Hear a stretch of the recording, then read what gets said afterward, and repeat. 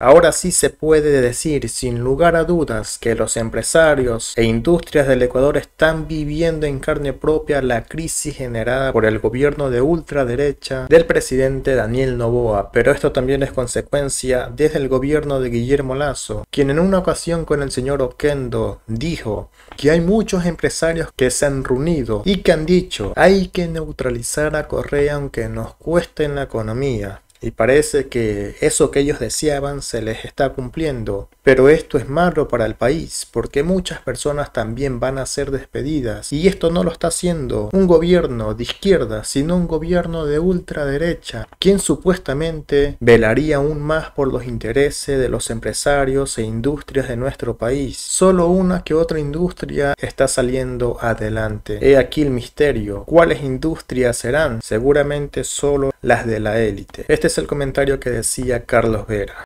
Todavía no hay claridad respecto a por qué en esta coyuntura renuncia el ministro de Energía y la verdad importa poco.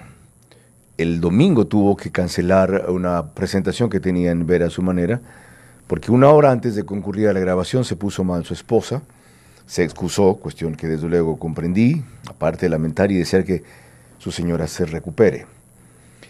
Hoy él compareció a primera hora de la mañana en una cadena nacional a anunciar una rectificación de lo que habían dicho el lunes, es decir, 48 horas después, cambian el cronograma de cortes, lo aumentan en muchos sectores y lo redistribuyen, como establecimos al principio del programa, entre los productivos. Conclusión, lo hicieron mal al principio. Eso debía haberse hecho antes, o el asunto se agravó tanto que fue necesario hacer, lo que escucharon ustedes de mañana. Más tarde se conocerá la realidad. Hay una siguiente opción, que es que el ministro había sacrificado hace 2 semanas una intervención quirúrgica que tenía programada en el extranjero por estar frente a la crisis y que liderar este asunto le había causado un deterioro y un desgaste mucho más allá de lo tolerable. Gracias por el enorme esfuerzo que hizo, pero desde el principio dejamos en claro que el ritmo al que iba era insuficiente. Le dije cara a cara que no veía en ellos sentido de urgencia, que no veía que aprovecharan la emergencia eléctrica a fondo, que veía que se enredaban en una serie de trámites secundarios y que más importante que cumplir la ley hecha para la trampa era cumplir con el pueblo que luego los exculparía. Pero desde luego la preocupación principal sigue siendo la Contraloría, la Procuraduría, la Asamblea y no el bienestar de la gente. ¿Sirve para eso una democracia así? Es que me muero de curiosidad por saber cómo fue este intercambio. ¿Fue tenso? No, o sea... ¿No fue tenso? Ojo, ¿Por qué fueron tan mansitos de tarde y estaban tan agresivos de mañana? No, a ver. ¿No estaban agresivos de mañana? Es que aquí hay que aclarar algo importante. Ya venimos teniendo reuniones con ellos el fin de semana. No fue una reunión que nunca se había dado. De hecho, creo que es importante porque me pasaron un fragmento de un sí, donde yo dije que es el domingo que debían haberse reunido. Pero eso, ¿qué hacen unos? Otros se fueron a la playa, dije yo. Carlos, pero eso hay que aclarar. Qué bueno. Porque hay que aclararlo porque no es cierto. Primero, el sábado hubo una reunión. No es que no es cierto, yo no lo conocía, no tengo por qué saber. Pues. Okay, ustedes debían haberlo dicho y el gobierno debía haberlo dicho. El sector empresarial está en tomamos esta medida y enseguida hemos llamado a los empresarios. El sector empresarial está en constante vigilia, conversando sobre el tema. El sábado estuvimos reunidos durante varias horas, 2 de la tarde, 3 de la tarde hubo reunión con los mismos tres ministros que hubo en la reunión ayer, luego hasta horas de la noche conversando sobre el impacto, los costos, qué alternativas hay. Luego hay la decisión de la rueda de prensa, donde ya pues decimos lo que tenemos que decir porque no tenemos la información clara y porque creo que es necesario esa para el país. No entiendo, y luego se reunieron con energía, producción y ambiente. Correcto. Y después de todo lo que tuvieron, ¿no tenían la película clara? No. Es que eso es lo que estamos... por eso es que hubo la rueda de prensa, porque necesitamos que haya comunicación de doble vía, pues no puede ser solamente... Eso es parte de lo que no entiende el gobierno, para usar lenguaje coloquial. Hemos hablado con estos manes todo el fin de semana y salen el lunes con esta bomba.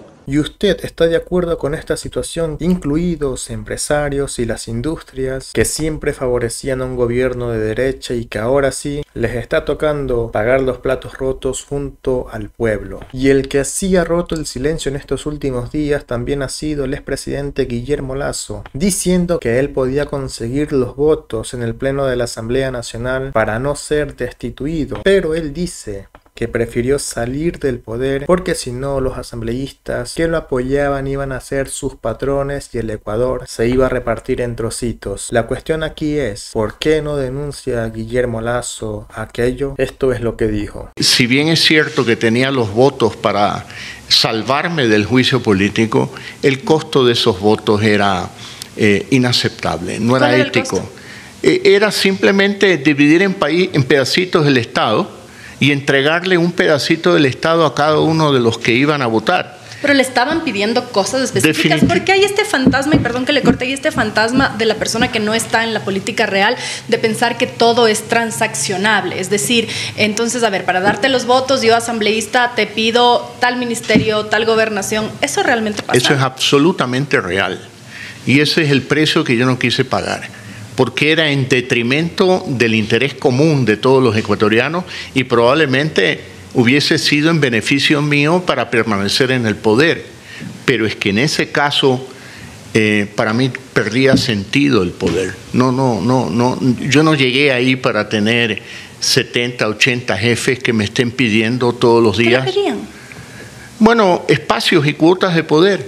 Y bueno, si la cuota de poder es porque hay alguien que conceptualmente tiene una idea mejor que la mía, bienvenido, no hay problema, yo transo en eso. Pero si la cuota de poder es abiertamente que vas a robar, yo no puedo participar de ese método.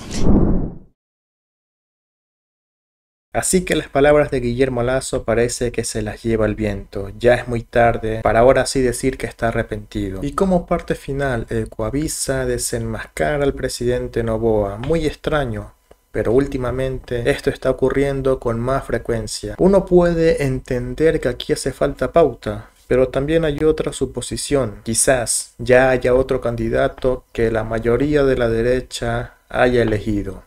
Escuchemos.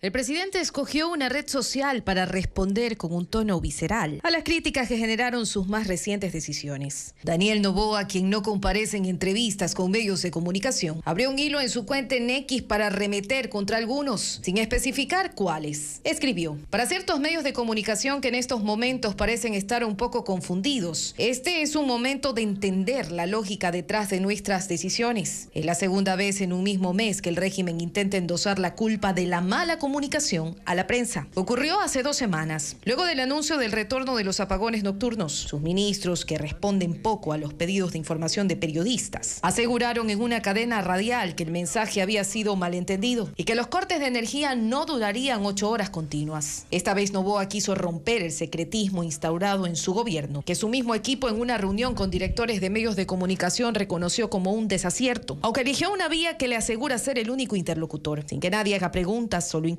Abordó 3 temas. El primero tiene que ver con la derogatoria del decreto ejecutivo que autorizaba el proceso de venta del avión presidencial Legacy que firmó Guillermo Lasso en agosto de 2021. Noboa señaló, ya que el debate alrededor de un avión que pasa de mantenimiento en mantenimiento le quita el sueño. Los invito a buscar una propuesta tan buena para la venta que los ecuatorianos no podamos rechazar. Mientras tanto, no vamos a permitir subastas chimbas. En el decreto que derogó el viernes pasado se justificaba la venta del avión por ser un bien improductivo, que genera gastos por mantenimiento y operación. Ningún funcionario, ni siquiera Noboa en sus tweets, ha explicado qué gana el país al no subastarlo. El segundo tema al que se refirió fue el cambio de sede de Selequepé, de Cuenca a Quito. Aseguró que no es centralismo. Y el tercero y último fue la ley de competitividad energética. Recordó que en enero la presentó ante la Asamblea, que le puso un techo de 10 megavatios a la generación de energía en el sector privado. Si necesitan que les recordemos quiénes pusieron ese techo, con mucho gusto los ayudamos. Hoy volvemos a insistir y hemos enviado un proyecto de ley económico urgente urgente que permita pasar de los 10 megavatios en los que nos destacaron a 100 megavatios, acotó. No mencionó que los propios asambleístas oficialistas tramitaron el proyecto y votaron a favor sin objeciones, así como él tampoco lo vetó una vez que estuvo en sus manos. Las respuestas de los usuarios al hilo que publicó Noboa, en su mayoría fueron negativas, lo que evidencia que con el nuevo mecanismo implementado por el presidente, el gobierno tampoco logró comunicar mejor sus iniciativas.